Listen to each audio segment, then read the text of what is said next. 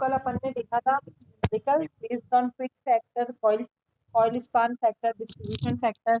कल तक के लेक्चर में कुछ भी डाउट? कोई टॉपिक रिपीट करना हो तो बताओ।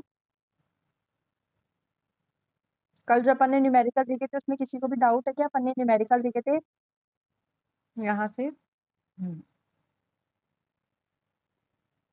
एक्टिव, इसको बोलते हैं एक्टिव साइड, ये था अपना ओवरहेड, ठीक है। देन अपन ने देखा था how to find the by multiplying the number of poles with the number of phase. Then what is pole pitch, what is coil pitch, what is full pitch coil, short pitch coil, what is pitch factor, how we can calculate this kp, then what is distribution factor and winding factor, और इस पे based numerical. यहाँ तक में कुछ भी doubt है last lecture से?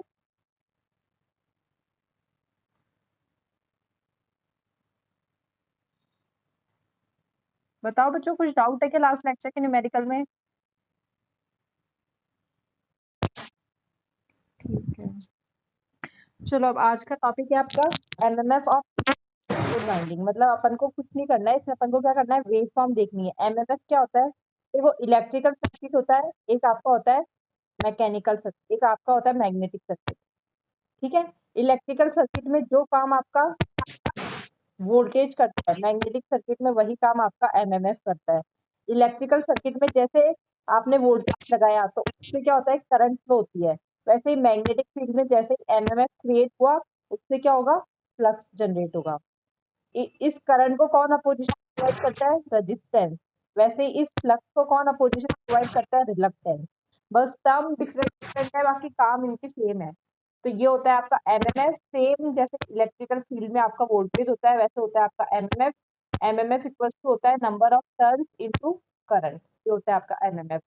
तो आपका एमएमएफ होता है, जैसे एमएमएफ क्रिएट होता है उसके बाद में आपका फ्लक्स, एमएमएफ से आपका फ्लक्स बनता है और फ्लक्स को अपोजिशन प्रोवाइड करता है आपका रिलक्टेंस। तो ये छोटी छोटी टर्म्स है, ये ध्यान रखना। अब आज अपन को देखना है एमएमएफ ऑफ ए से डिस्ट्रीब्यूटेड वाइंडिंग। मतलब जो एमएमएफ क्रिएट होता है वो कॉन्सेंट्रेटेड वाइंडिंग में किस तरह से क्रिएट होता है। दो टाइप की वाइंडिंग पढ़ी है अपन ने, एक अपनी है कॉन्सेंट्रेटेड वाइंडिंग, एक अपनी है डिस्ट्रीब्यूटेड वाइंडिंग। कॉन्सेंट्रेटेड एक पॉइंट पे आपकी कॉन्सेंट्रेटेड होगी, डिस्ट्रीब्यूटेड अपन देख चुके हैं किस तरह से डिस्ट्रीब्यूट होगी। तो अपन को क्या देखना है कि आज एमएमएफ है वो इस कॉन्सेंट्रेटेड वाइंडिंग लेते हैं तब उसकी शेप क्या आती है, किस तरह से वो जनरेट होता है। तो अपन डिस्ट्रीब्यूटेड वाइंडिंग लेते हैं तब उसकी वेवफॉर्म कैसी बनती है, किस तरह से वो जनरेट होता है। तो ये अपना आज का टॉपिक है, ठीक है। अब देखो क्या लिखा है, as the armature carries current, the resultant field of its current carrying coil has the same number of poles as the field। ठीक है, यानी कि हमेशा ये चीज ध्यान रखना आपके स्टेटर में और आपके रोटर में, जब भी आप इस तरह से वाइंडिंग क्रिएट करोगे, अब जब अपन जिस तरह से वाइंडिंग क्रिएट करते हैं, जैसे अपन करंट फ्लो करवाते हैं उसी अकॉर्डिंग इसके पोल्स बनते हैं। तो हमेशा number of poles in stator should be equal to number of poles in rotor. हमेशा यहाँ पे नंबर ऑफ पोल्स और यहाँ पे जो नंबर ऑफ पोल्स है वो हमेशा सेम होने चाहिए। अपन को इस तरह से ही अपनी वाइंडिंग को डिजाइन करना होता है।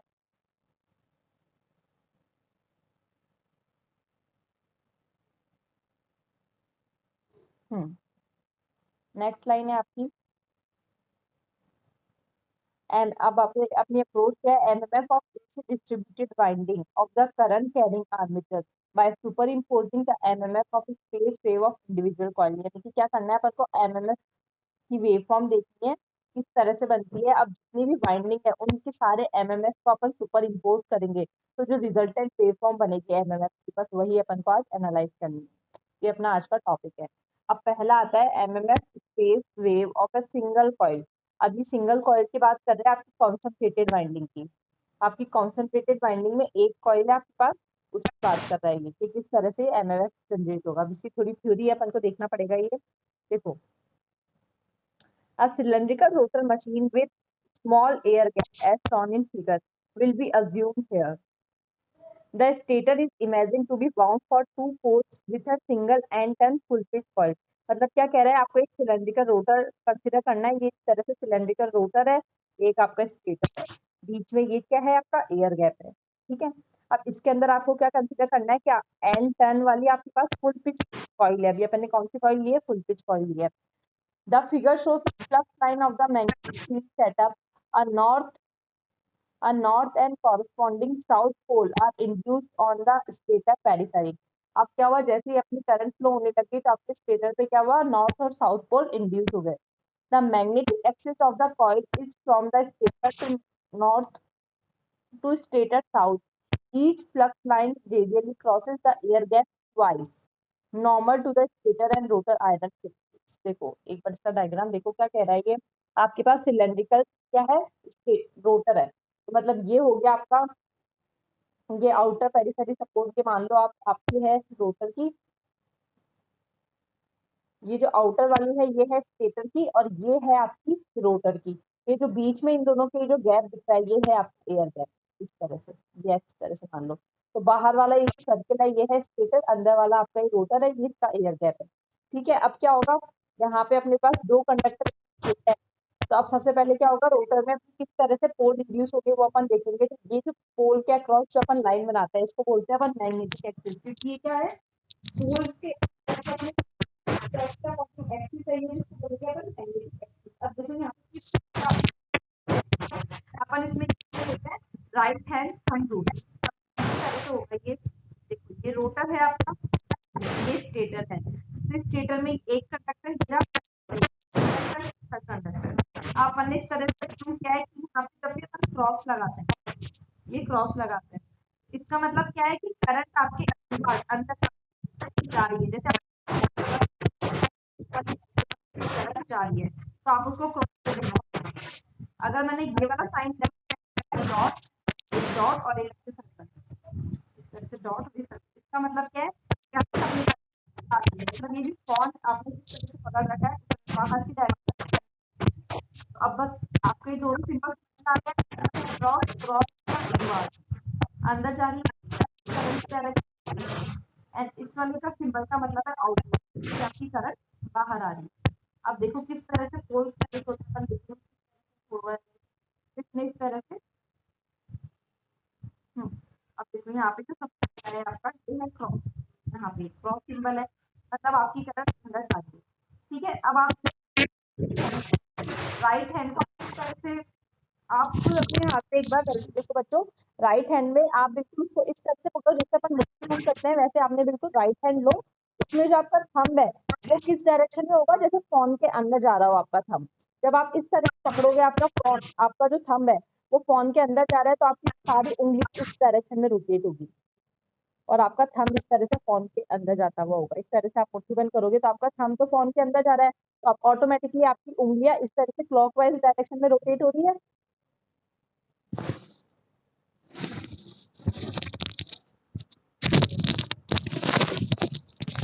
देखो इस चीज को ध्यान से देखना, ये एक बार आप अपने हाथ से करके देखोगे तभी समझ में आएगा. क्या करना है अपन को, सबसे पहले इसका मतलब क्या है, करंट की डायरेक्शन है इनवर्ड, मतलब करंट फोन के अंदर जा रही है. ठीक है. ये है आपकी आउटवर्ड, यानी फोन से बाहर की तरफ आपकी करंट आ रही है. अब आपको करंट की डायरेक्शन पता है तो अब आपको मैग्नेटिक फील्ड की डायरेक्शन खुद फाइंड आउट करनी है. ठीक है. अपन right hand thumb rule use करेंगे. क्या होता है वो, उसमें अपन को इस तरह से हाथ बंद करना पड़ता है. सपोज ये आपका थंब है और ये आपकी फिंगर्स है. तो जैसे मुट्ठी बंद करते हैं वैसे आपने फिंगर को इस तरह से बंद कर लिया, केवल एक अंगूठा आपने इस तरह से बाहर निकाल के रखा. तो अब इसको किस तरह से आपको अरेंज करना है, देखो फर्स्ट वाला ये पॉइंट देखो, यहाँ पे है आपकी इस तरह से क्रॉस बना हुआ है, यानी कि आप अपना थंब इस तरह से रखोगे, आपका थंब इसको टच हो, मतलब फोन के अंदर जाता है ना जैसे अपना थंब, वैसे आप करके रखो तो आपकी उंगली ऑटोमेटिकली इस डायरेक्शन में रोटेट होगी. तो ये हो गई आपकी मैग्नेटिक लाइन ऑफ फोर्स. समझ आई ये चीज? एक बार सब लोग करके देखो. जब भी आप अपना अंगूठा अपने फोन के अंदर रखोगे, right hand thumb rule use करना है, लेफ्ट हैंड मत यूज करना. तो अपना थंब जो है आपका वो फोन की टच करो तो ऑटोमेटिकली आपकी जो फिंगर्स है वो इस डायरेक्शन में टिल्टेड हो जाएगी. तो यानी कि ये शो कर रही है आपकी मैग्नेटिक लाइन ऑफ फोर्स. यहाँ तक क्लियर है? ठीक है. अभी दूसरा वाला देखो, यहाँ पे क्या है, ये इसका मतलब आपकी जो करंट है वो फोन से बाहर आ रही है. ठीक है. अब आप अपना अंगूठा फोन से बाहर की तरफ रखोगे तो आपकी फिंगर्स देखो इस डायरेक्शन में रोटेट होगी और आपका अंगूठा यहाँ फोन से बाहर आना चाहिए इस डायरेक्शन में. समझ आ रहा है? किसी को भी डाउट हो रहा है कि अपन डायग्राम बना के देख सकते हैं. आप लोगों को समझ आ रहा है मैं क्या करना चाह रही हूँ? राइट हैंड थंब रूल होता है, आपको इस तरह से अपना हाथ रखना है। देखो राइट हैंड थंब आपको ऐसे खुला हुआ रखना है, बाकी उंगलियां आपको जैसे आप मुट्ठी बंद करते हो वैसे रखनी है। तो अगर ये वाला है यानी कि आपकी करंट अंदर जा रही है, तो यहाँ पे आपका थंब आएगा स्क्रीन का, तो ऑटोमेटिकली आपकी फिंगर्स इस तरह से मुड़ जाएगी। अगर ये वाला सिंबल है तो आपका थंब इस तरह से बाहर आएगा, तो ऑटोमेटिकली आपकी फिंगर इस तरह से हो जाएगी। तो एक बार ये आप करके देखोगे तभी समझ में आएगा। तो आप इसको करके देखो, जब आपने यहाँ पे इस तरह से आपका थंब अंदर जा रहा है तो ऑटोमेटिकली ये वाली आ गई आपकी मैग्नेटिक फील्ड की डायरेक्शन, आपकी फिंगर इस डायरेक्शन में हो गई। अब सेकंड आप इसको यहाँ पे रख के देखो अपना थंब, ये क्या बता रहा है ये वाला पॉइंट कि आपकी करंट की डायरेक्शन बाहर आ रही है। तो जैसे ही आप आपके फोन से बाहर की तरफ आपका थंब निकालोगे, आपकी फिंगर इस डायरेक्शन में मुड़ जाएगी। ये दोनों चीजें समझ आई सबको? ठीक है, तो अब देखो, अब यहाँ पे तो अपना हो ही गया। ये वाला अपन ने कैसे किया, ये फिंगर यहाँ से बाहर आई तो यहाँ से आई तो क्लोज पाथ तो देना पड़ेगा, इस तरह से अपन ने इसको क्लोज पाथ दे दिया। अपन को इतना तो पता चल गया। अभी अपन केवल यहाँ से यहाँ तक की बात कर रहे हैं, इसलिए अपन ने इसको कंप्लीट नहीं किया। इसको कंप्लीट करने की भी जरूरत नहीं है, वरना आप इसको भी कंप्लीट कर सकते थे। जैसे आपको पता है कि इसकी डायरेक्शन ये है, तो ऑटोमेटिकली यहाँ से ये होगी, अगर यहाँ पे नीचे आ रही है तो यहाँ पे ऐसे ऊपर होगी। अगर इतना आपको पता चल गया है, देखो अगर ये एरो यहाँ पे इस तरह से है तो ये यहाँ पे इस तरह से क्लोज ही होगा। हमेशा मैग्नेटिक पाथ क्या होता है, क्लोज होता है। तो इस तरह से अपन बना सकते हैं। तो इसकी डायरेक्शन आपको पता चल गई, ये डाउनवर्ड है, तो यहाँ पे ऑफकोर्स अपवर्ड ही होगी अपनी। ठीक है, ऐसे ही अपन ने क्या किया, सेकंड वाले में अपन को ये वाली डायरेक्शन पता चल गई कि ये इस तरह से डाउनवर्ड बना दिया अपने, ये डाउनवर्ड। तो अब इसको कंप्लीट कर लो, ये अपन को पता चल गई डाउनवर्ड डायरेक्शन है, तो बस इसके पाथ को कंप्लीट कर लो। ये इस तरह से होगा, ये इस तरह से होगा, और ये अपवर्ड होगी। बस सिमिलरली आप वापस से थर्ड वाला देखोगे तो यहाँ पे क्रॉस है आपके पास, तो अगेन आप यहाँ पे क्रॉस है, आपका हाथ अंदर की तरफ आएगा, तो आप देखोगे तो आपके फ्लक्स लाइन इस तरह से आएगी।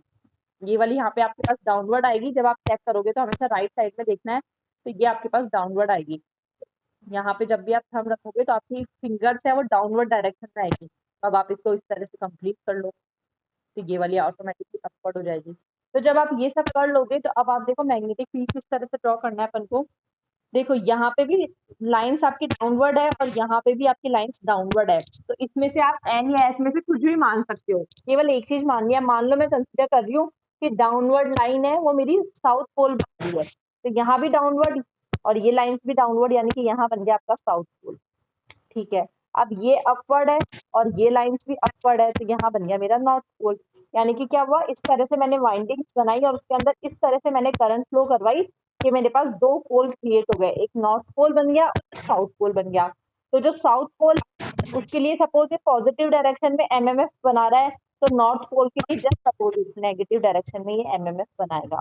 क्योंकि क्या हुआ, अपन ने करंट फ्लो करवाई, करंट फ्लो मैग्नेटिक लाइंस बन गई, मैग्नेटिक लाइंस बन गई तो अपना एमएमएफ आ गया। अब एमएमएफ से अपना फ्लक्स क्रिएट किया है इस तरह से।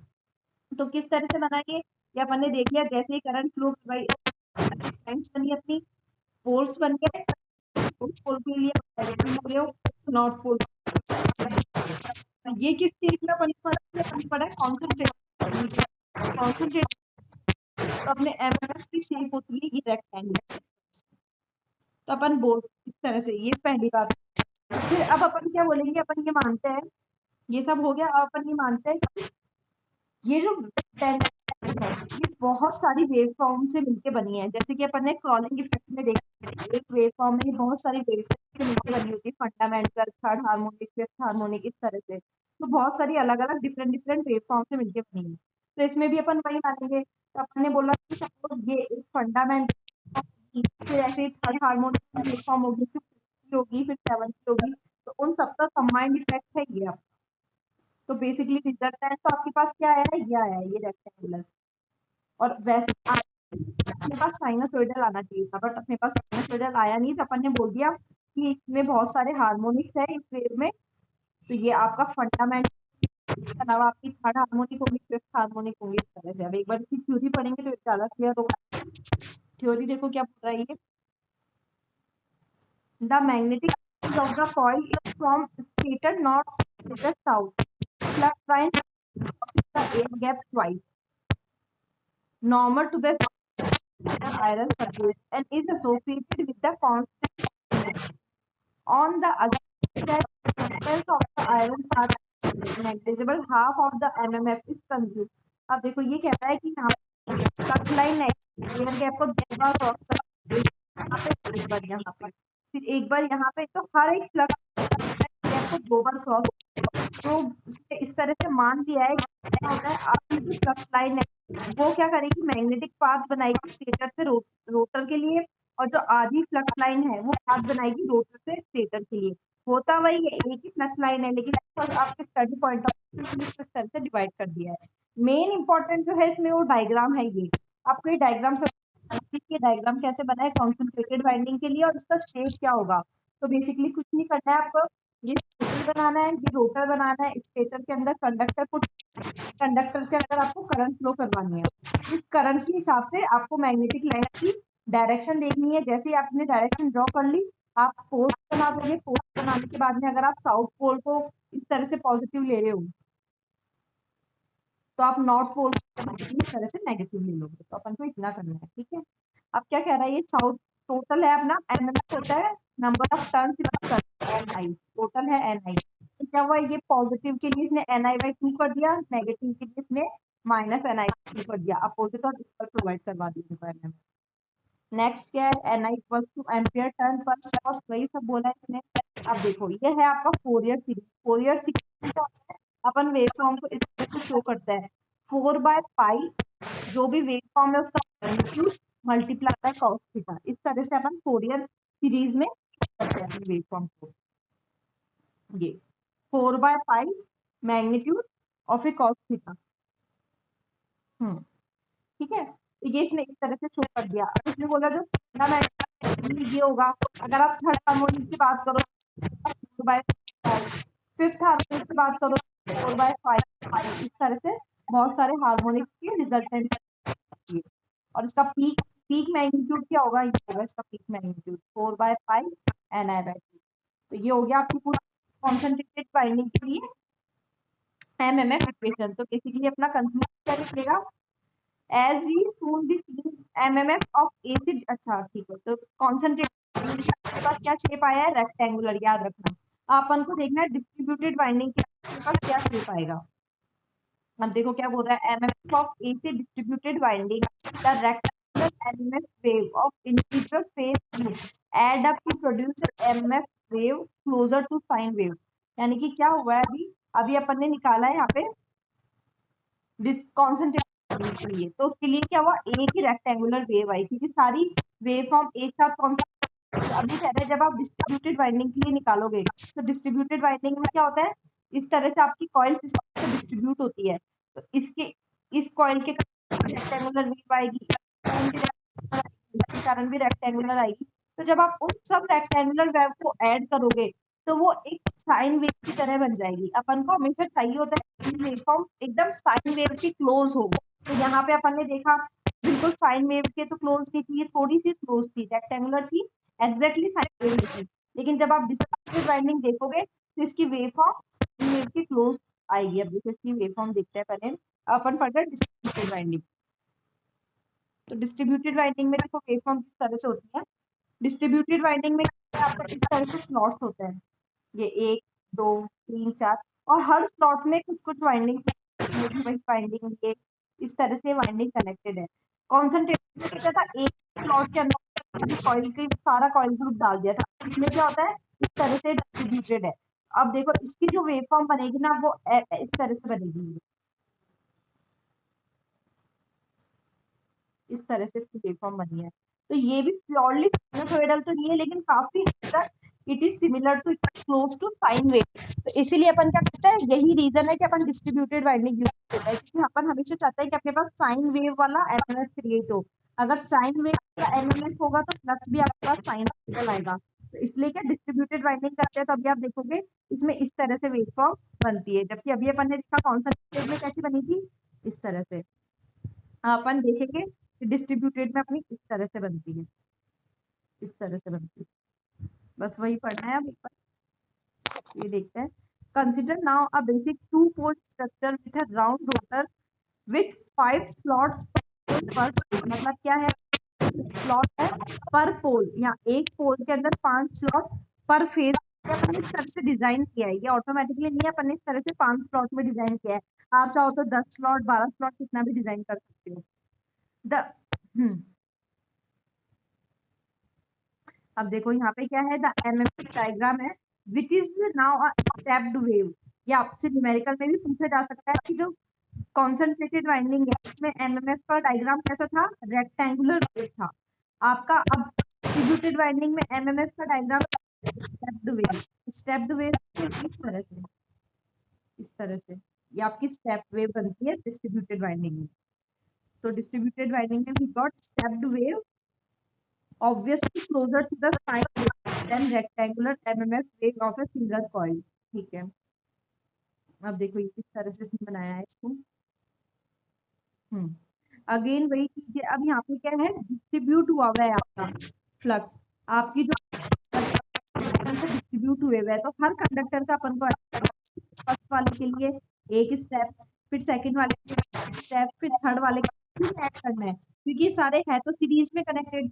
तो थर्ड वाले फोर्थ के लिए, फिफ्थ के लिए ये, फिर इस तरह से ये यहाँ से यहाँ तक पूरा अपन ने साउथ पोल मान लिया सपोज, तो ये एक साउथ पोल आ गया। फिर अगेन यहाँ पे आए तो ये एक स्टेप, इसके लिए ये एक स्टेप, इसके लिए ये एक स्टेप, देन ये स्टेप, देन ये स्टेप, इस तरह से। तो किस तरह से बनाया अपन ने, यहाँ से बनाना स्टार्ट किया, ये देखो इसके लिए ये एक, देन ये एक, ये फिर ये इसके लिए पूरा इस तरह से, फिर इसके लिए डिक्रीज होता हुआ इस तरह से अपन ने इसको यहाँ ड्रॉ किया है। एक कंडक्टर के लिए, ये दो के लिए, ये तीन के लिए, चार के लिए, पांच के लिए, देन ये पूरा आपका ये वाले पार्ट के लिए ये साउथ पोल आ गया, और फिर ये इस तरह से, और इस तरह से आपकी स्टेप्ड वेव बनेगी। अगेन इसमें भी अपन ने फोरियर सीरीज लगाएंगे, तो अब क्या होगा देखो, eighty ampere turn, ampere turn MMF को एम्पियर टर्न भी बोलते हैं। एमएमएफ इक्वल टू क्या होता है, number of turns into current. तो किसने क्या किया, एन फेज, इसने फर्स्ट कैलकुलेट किया है।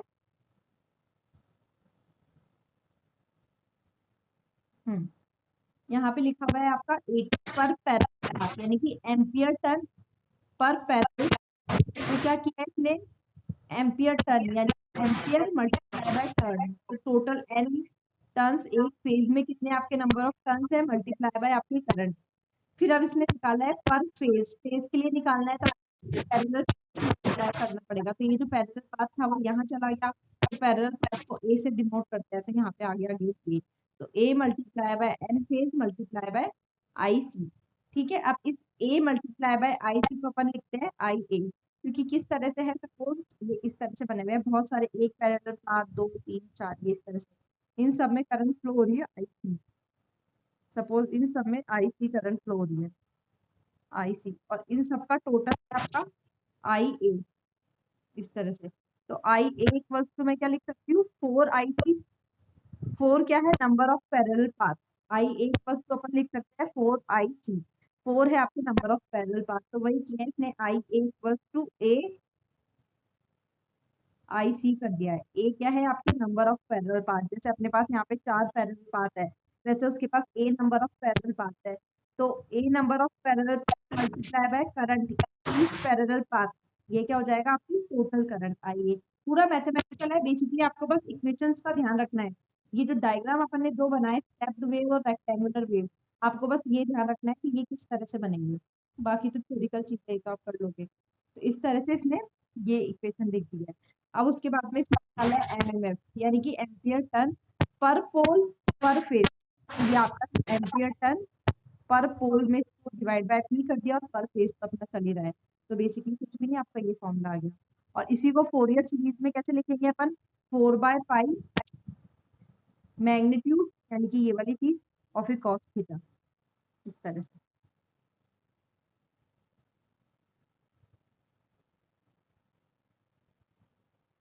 तो ये देखो, जब आपके पास कौन सा, तो आपने क्या लिखा, 4/पाई इसका कॉस थीटा। और जब आपके पास डिस्ट्रीब्यूटेड वाइंडिंग है, आपको क्या लिखना है, बस केपी से और मल्टीप्लाई करना है, केपी या इसने केबी लिखा है यहाँ पे। बाकी ये वही है, केपी केबी आपका जो वाइंडिंग फैक्टर था, जिसमें आप शॉर्ट पिट कॉइल डिस्ट्रीब्यूशन फैक्टर ये सब लेते थे, ये केपी क्या है आपका डिस्ट्रीब्यूशन फैक्टर। तो जब भी डिस्ट्रीब्यूटेड वाइंडिंग की तो आपको यहाँ पे केबी भी लेना पड़ेगा। तो बाकी दोनों का ही सेम है, बाकी जो वेव फॉर्म अपनी आएगी वो ज्यादा इंपॉर्टेंट है कि जब भी अपन डिस्ट्रीब्यूटेड वाइंडिंग लेंगे तो अपने पास आएगी स्टेप्ड वेव फॉर्म, और जब भी अपन कॉन्सेंट्रेटेड वाइंडिंग लेंगे आपको मिलेगी एक रेक्टेंगुलर वेव फॉर्म। तो बस ये डायग्राम बहुत इंपॉर्टेंट है, ये समझ में आने चाहिए। बाकी फॉर्मूले तो भी है, फॉर्मूले सिंपल फोरियर एनालिसिस का जो बेसिक फॉर्मूला है वही अपन को अप्लाई करना है। ठीक है।